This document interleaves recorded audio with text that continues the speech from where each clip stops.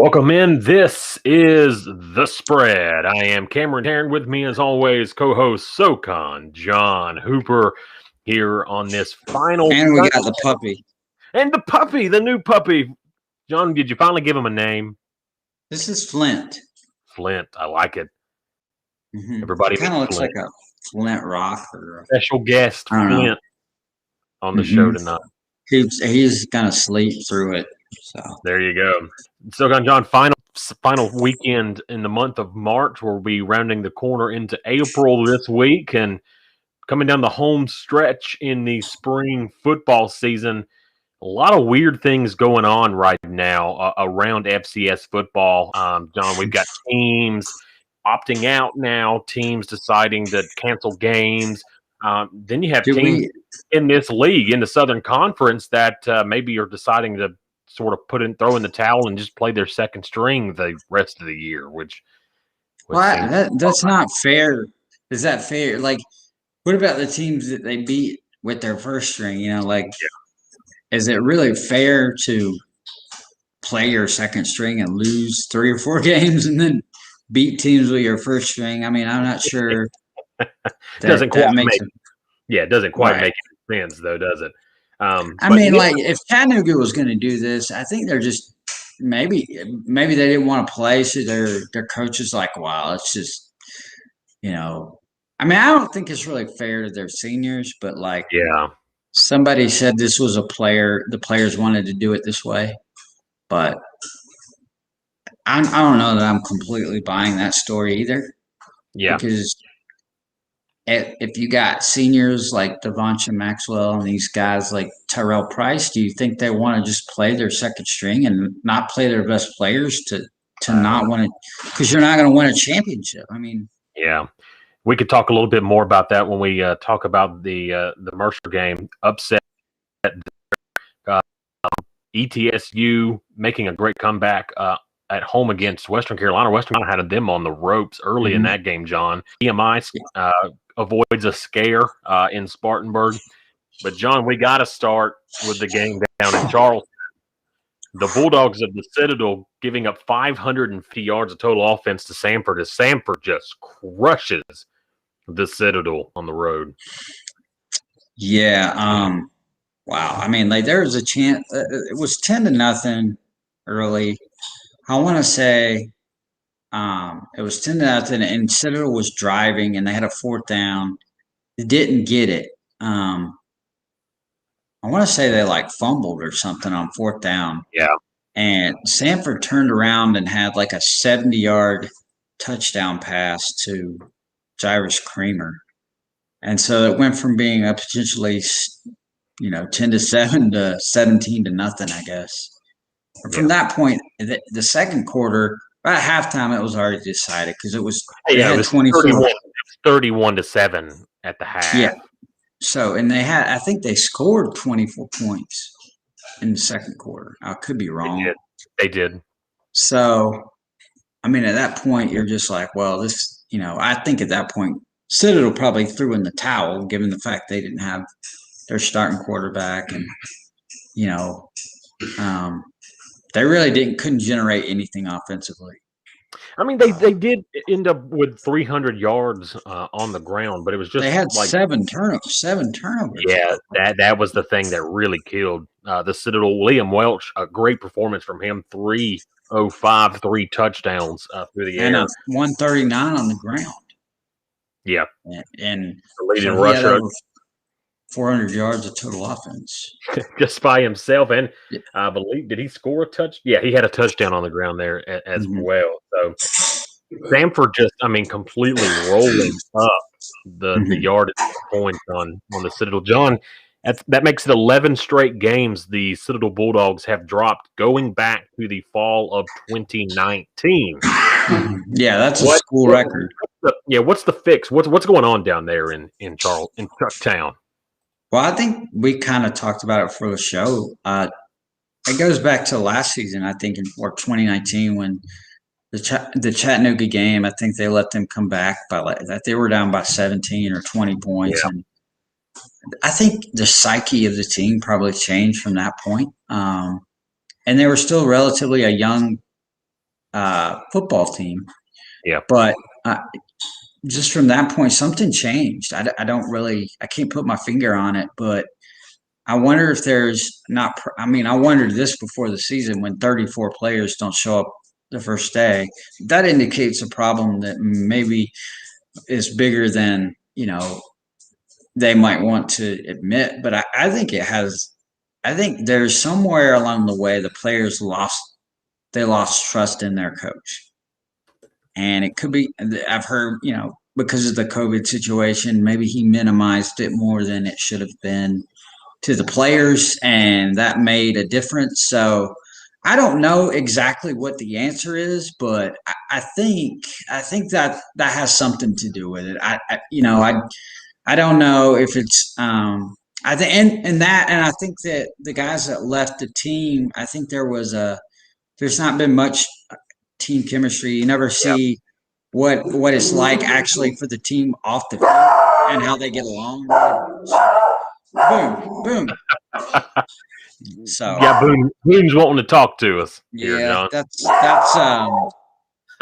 he loves to play guard dog. So this one on the other hand is pretty quiet. Well, he's still relatively young, so give him time. He'll grow He into enjoys a good sleep.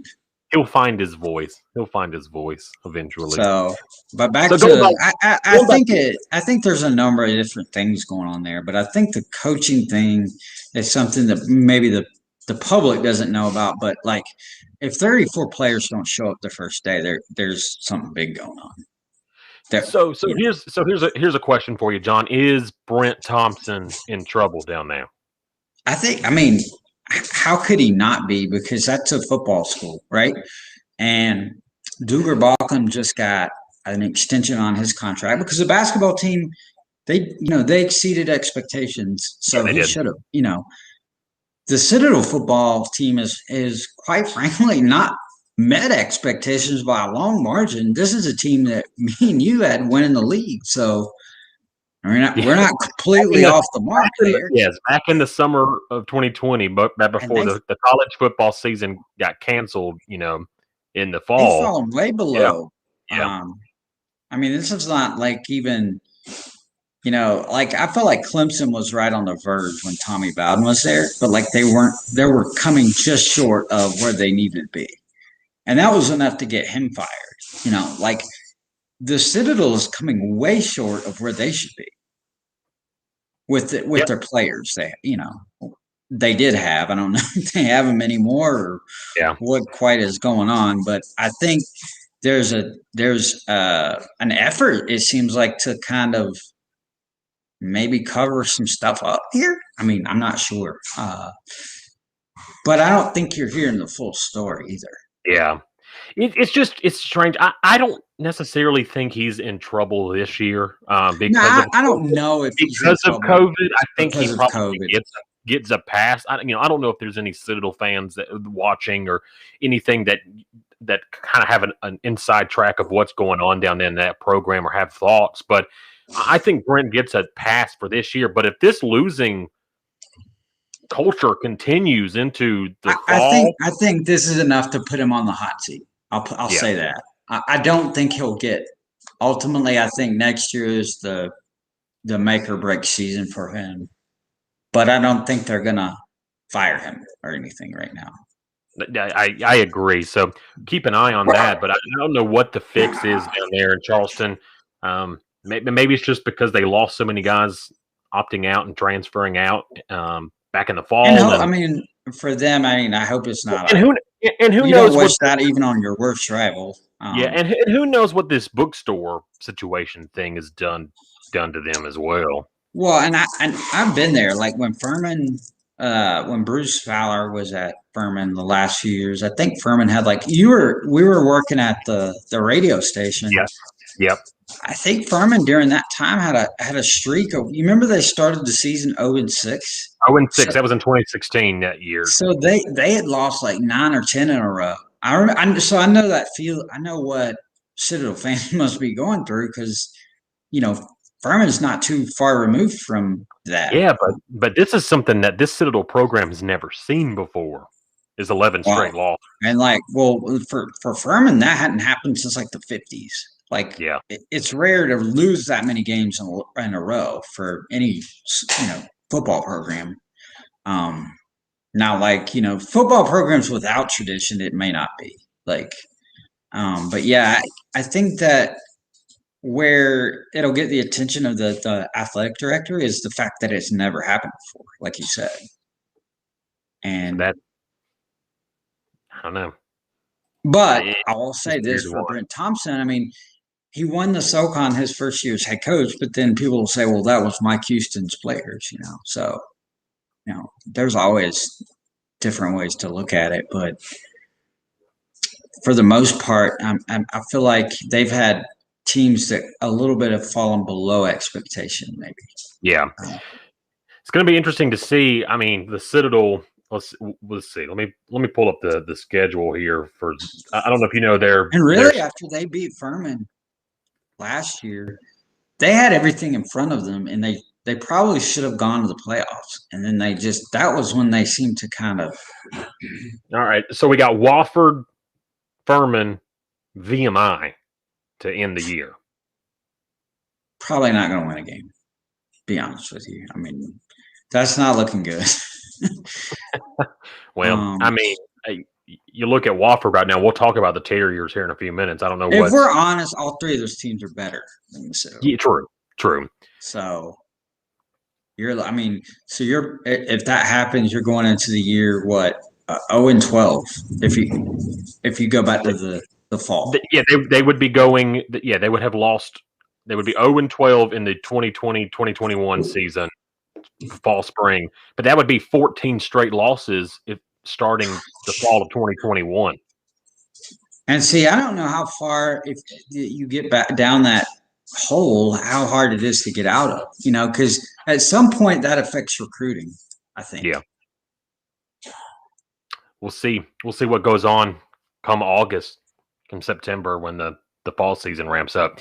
John, how about the Bucks making a great comeback? They were down 17-7 at one point to the Catamounts in Johnson City at home, and were able to mount a second half treacherous.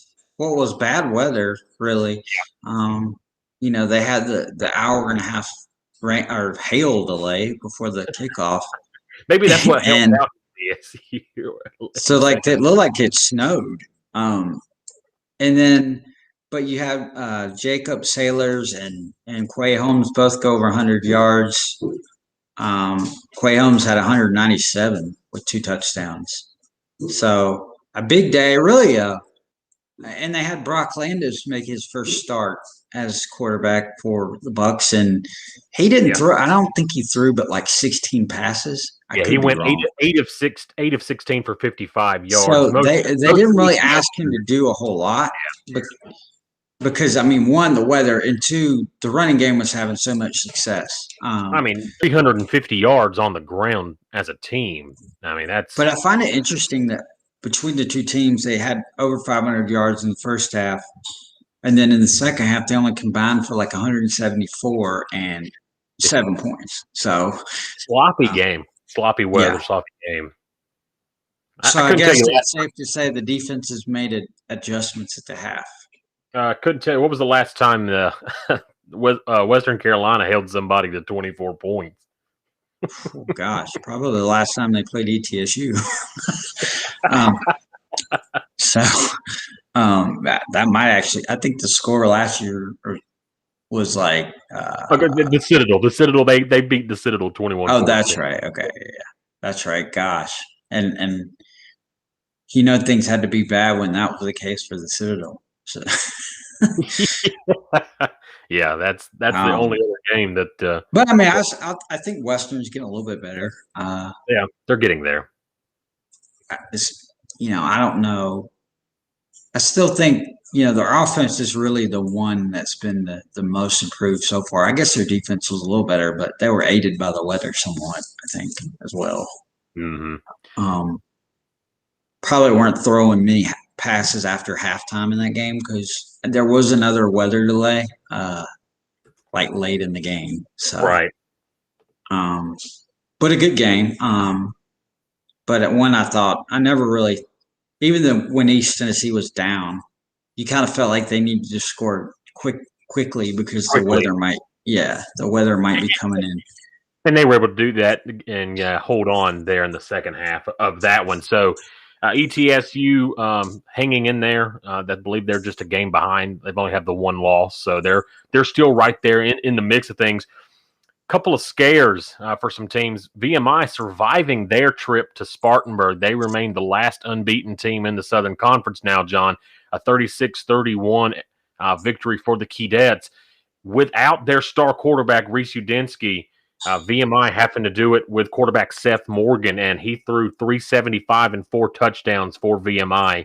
And he also had 76 rushing for like 451 total offense. So that was like second in school history, which it's nice to just throw a guy in there and be like, oh, I'll just go out and, second roll best up in school history. Yeah. But what a performance. His first start, he just comes in there and it's like, it's not like a big deal even when they get behind. I think that says a lot about your quarterback and your team. What were they down 17 to? Remember they scored like in the fourth quarter with like a minute and 50 left, and then Wofford comes back and has a 75-yard touchdown like on the first play from scrimmage. So they're down again, and they, you would think, they're able to find a way. Here they go, yeah, and they're able to come back and go down and score with 35 seconds left. And what a we talked about what Seth Morgan did, but what a game for Jacob Harris, who hauls in, I think, 3 touchdowns, including the game winner, and has over 200 yards and 15 catches. So what a day for him. Big day catching the ball for Harris. What about Wofford? It just seems like their running game's not really been there at times this year like we're used to seeing. What's going on with the Terriers? Are the Terriers starting to lose their bark? It's a little fun. Is it lose it or change their bark? I try to change their bark somewhat. I know they're trying to throw the ball more, but I'm not sure that if you can just switch to I don't know how hard that is on the offensive line if you're not used to being a passing team for guys that are used to run blocking to just all of a sudden have to hold their blocks a little bit longer for the passing game. So I mean I understand what they're doing. I just don't think it's the easiest thing to do, if that makes sense. They've now lost 3 in a row. VMI relatively close. I mean, they lost. And who am I missing? Chattanooga. Which their offense has struggled. I thought the defense would be a little bit better than they were, and than they are. Coming into the season, they had like 6 or 7 starters back, and I know they've had some troubles with the attrition of their defensive line, which caused them to ultimately postpone the ETSU game. But even at that, I think they've been a little bit disappointing on defense. Yeah, it's been I don't know. They looked really good out of the gate in that opening game against Mercer. Mm-hmm. And then the ETSU game got canceled, and they never really seemed to have gotten back sent to that same level that they were before that. Yeah. And then I don't like you've mentioned this before. I don't know what the psyche of the team is. If so many of those close losses to Samford, that kind of took you out of the playoff hunt, maybe. Although with what happened this week, Wofford had a chance to play themselves back into the playoff line if they could beat VMI. Yeah. So that really, I guess that argument really wouldn't hold water. I think you just got to give VMI credit. I mean, they found a way to win. Yeah. And like we said last week, the cardiac ketas. I mean, they've had to come from behind each time. So. Got Boone behind you now. You got Boone behind you now. Yeah, he didn't know he's on camera. It's an animal house over there at John's place. It's a zoo. Yeah. You got dogs crawling all over the place. Hopefully those dogs aren't losing their bark like the Terriers are of Wofford. He found the other dog. What's your outlook for Wofford moving forward here in the fall? They've got the Citadel, Western Carolina, and Furman. 3 games remaining for them. I mean, 2 of those are pretty tough. I think one of those probably is.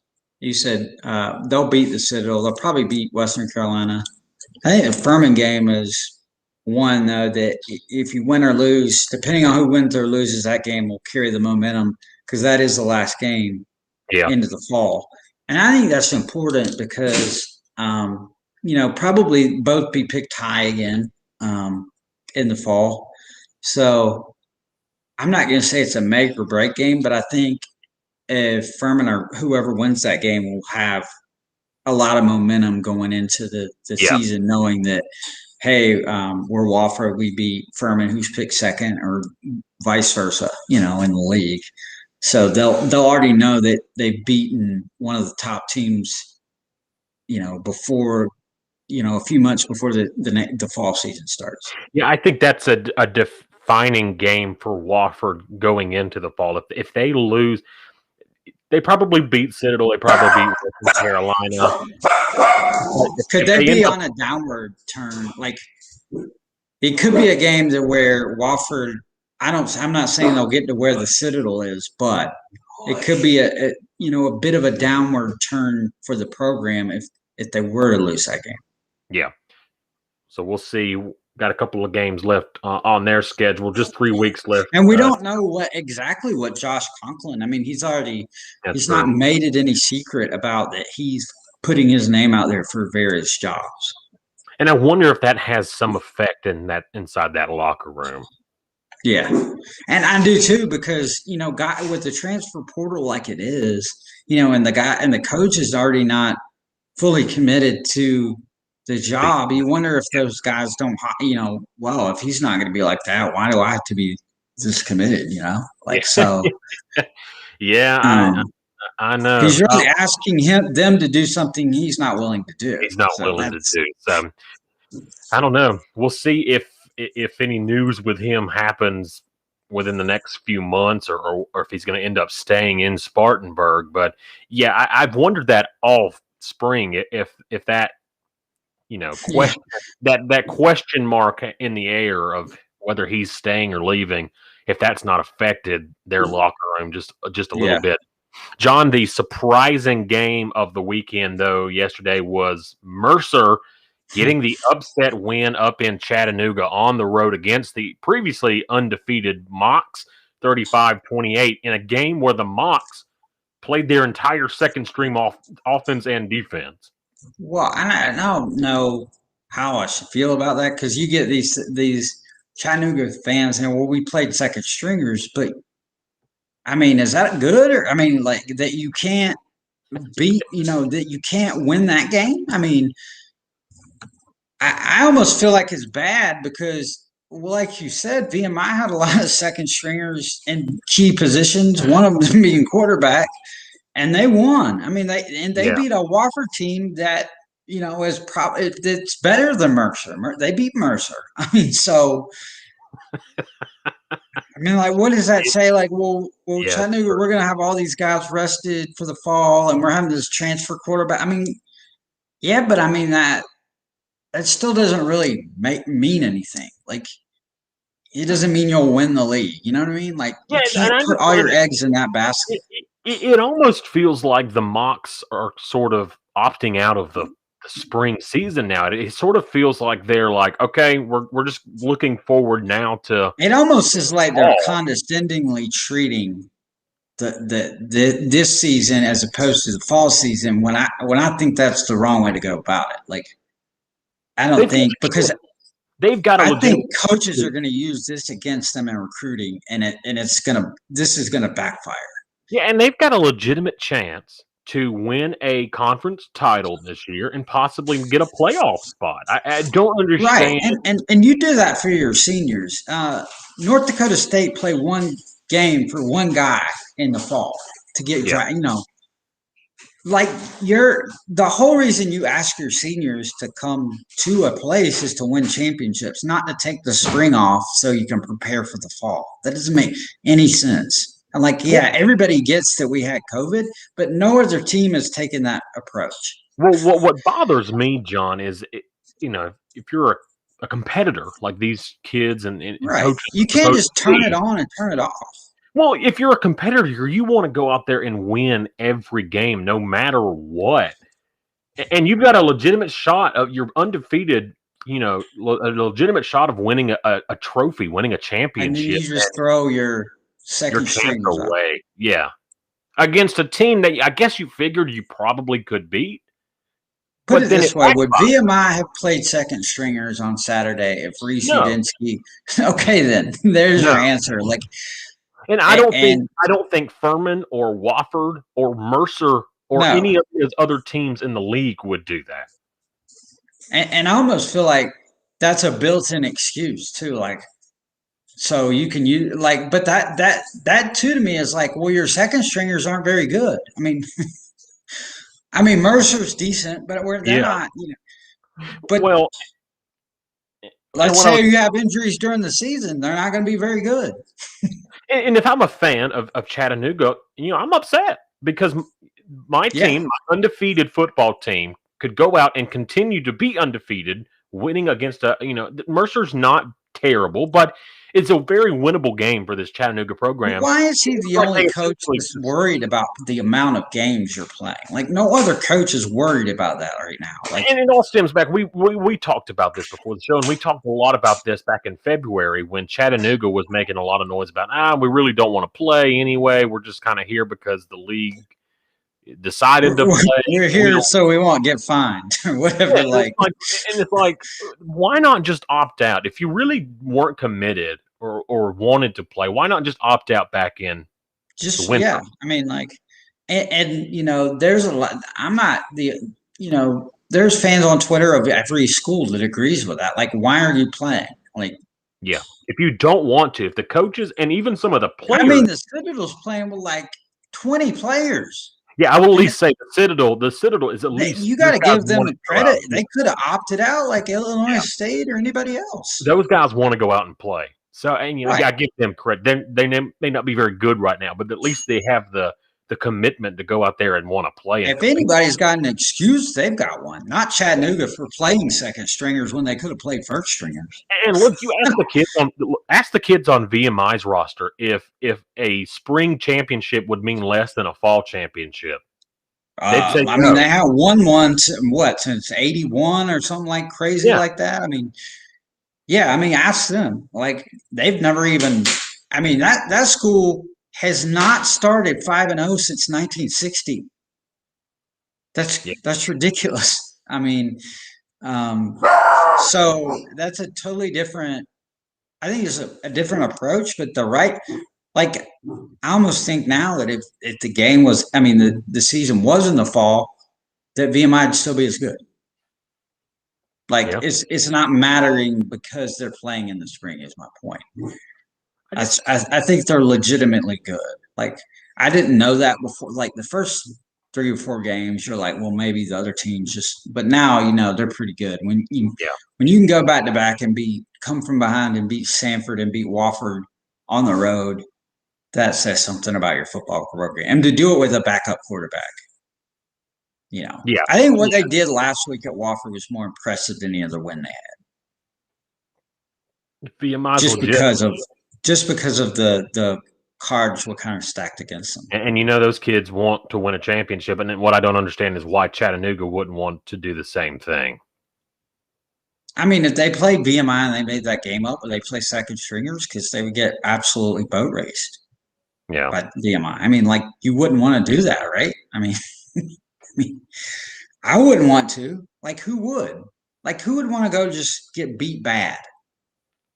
Because if you play second stringers, you're not good enough. You're not FBS program. You can't just throw second stringers out there and win. You're not North Dakota State, Chattanooga. Yeah, and look, what is Chattanooga going to do their last 3? They've got Western Carolina, Samford, and ETSU. Are they going to play? I mean, 2 of those Yeah. If they play second stringers against Samford, And it's not going to be pretty. Yeah, they're not. That's not going to work. I mean, you can't beat Mercer. That'll tell you can't put second stringers out there versus those two teams. Because Samford at this point is almost out of it, but they're not. They're not. None of these teams that are out. Well, they're not taking teams like. I mean, they're out of it, but that didn't keep them from dropping 55 on the Citadel.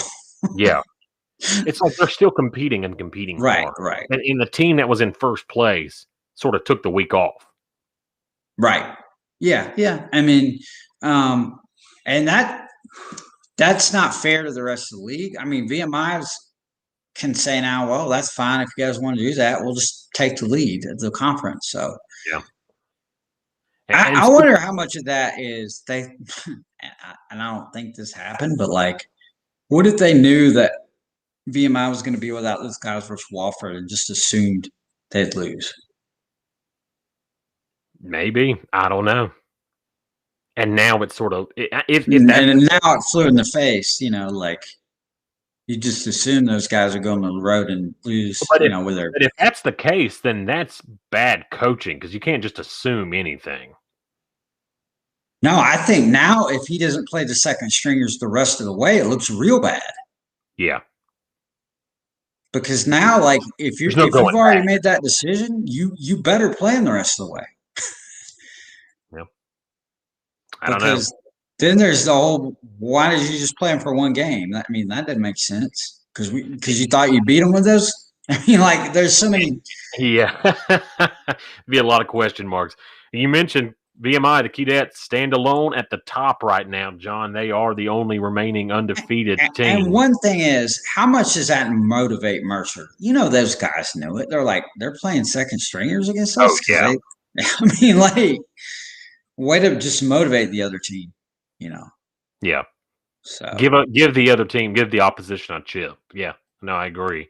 And it backfired on them, honestly. And Mercer. Well, if you're a senior, what do you really want to say? Well, we're going to play you 4 games and the other guys? I want to play the whole 8 games because they cost me a whole 12 or whatever in the fall because I couldn't play because of COVID. So you're just going to give me 4 now? I mean, like, well, don't those kind guys? of deal is that?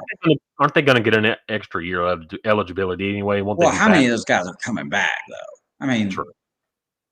I mean, I think you thought a bunch of those guys were going to transfer after Bryce Nunley did. And I still think a lot of guys are going to get in the portal, after this year. I mean, I'm sure some seniors will come back, but, that's something you don't want to put too many eggs in one basket and say, well, we got all these guys coming back because you don't know. I mean, like really in today's age, you don't know. You got to be prepared for anything. Yeah. But I mean, apparently they have a quarterback coming in, like this going to be announced tomorrow. And I don't know. It sounds like, they're getting some really great. I'm sure he's good. I'm sure he's a good quarterback, but, I don't know. We'll see. I don't know, man. Still got 3 weeks to go in the regular season. Like I said, VMI on top. ETSU, Chattanooga, just 1 game back each. They only have the 1 loss. The battle for the rail trophy or whatever. But this almost sort of puts Furman back in it now a little bit with Chattanooga dropping. Had VMI lost to Wofford. Well, I mean, if Chattanooga's going to play their second stringers, I mean, they got a chance to lose another game or maybe 2 more. Yeah. I don't know. I don't know I don't know what's going to happen. I mean, I think VMI will probably win it. I think now it looks like they'll probably see who's VMI have left. The Citadel. The Citadel. Let's see. Let me pull it up. All right. So they've got ETSU next week. They have April 10th off. And then the Citadel. So you're telling me they've got the Citadel. Okay, so they basically got they had a game. That's right, postponed or whatever with Chattanooga. Chattanooga. So if that game doesn't get played, then really they've only got 1 more. It is a rivalry game, but I don't think they're losing to the Citadel. So really ETSU, which could be a huge game because ETSU still only has one conference loss. Yeah, and if ETSU wins that would jump them up to first, depending on whatever the outcome of the ETSU Chattanooga game would. Right. It could come down to those three teams, honestly. Right. Yeah, honestly. And, like, I think I think VMI will win it, but like I think Furman's still in play for a second place. Like I think they could still finish ahead of Chattanooga because if you're going to play second stringers and Furman, let's say, wins out, that could happen. So, I don't know what'll happen, which I think is kind of a big deal. Whereas if only one SoCon team's going to get in the playoffs, that's great. But like, I think it's a big deal to finish ranked to me. Yeah, and look, you got a lot of people right now, John, talking about how there may not be a playoffs at all. Yeah, I don't know. Like, we don't really know how this is going to end up. But you had like almost the entire Missouri Valley Conference just. Are they opting out because they're not opting out because of COVID? They're just opting out because they're injured, right? Well, I know that was the reason Illinois State opted out because they didn't have enough offensive linemen or something like that, or defensive linemen. Yeah, defensive linemen. But then you had a bunch of games and stuff just get canceled and postponed. And it didn't say why. It didn't say because of COVID, or it didn't give you a reason. But what's weird is there's only been one game in the SoCon canceled because of COVID, I think. Yeah, that's right. Well, that was VMI Chattanooga. Well, wasn't the Wofford ETSU game? Yeah, but that was because Wofford didn't have enough defensive linemen. It wasn't because of COVID. Gotcha. So my question is, like, in the Missouri Valley, are they not abiding by health thing? Like, how are other conferences or like the SoCon doing such a good job? And like, even the Big South, I think, has done a really good job. Yeah, they haven't had a whole lot of games canceled. So, I don't know. I know James Madison, the CAA did, but like other than that, I think they've been pretty good. Yeah. We'll see, John. Just 3 weeks left in the regular season, and I think the reason, and no one is going to say this, but the Missouri Valley being the conference they are, they think, well, we're just going to beat up each other in the fall as well. So, we might as well just go ahead and cut the season short.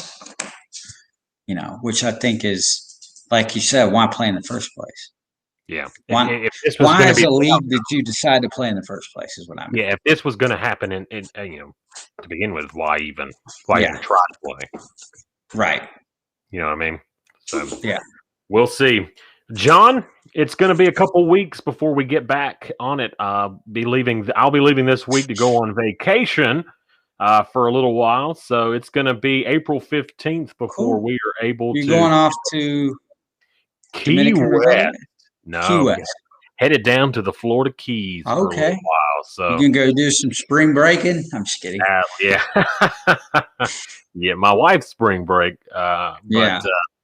No, we're looking forward to that, and we'll get back for that Thursday show before the final weekend of the SoCon regular season. John, the Wofford Furman game that weekend. Special guest from ESPN going to be in Greenville, South Carolina. Ryan McGee, and that'll be pretty cool. Ryan McGee back in his old stomping grounds of Travelers Rest. Marty and Ryan McGee. So that'll be cool. I always enjoy their show. They do a great job. Yeah. Looking forward to that, man.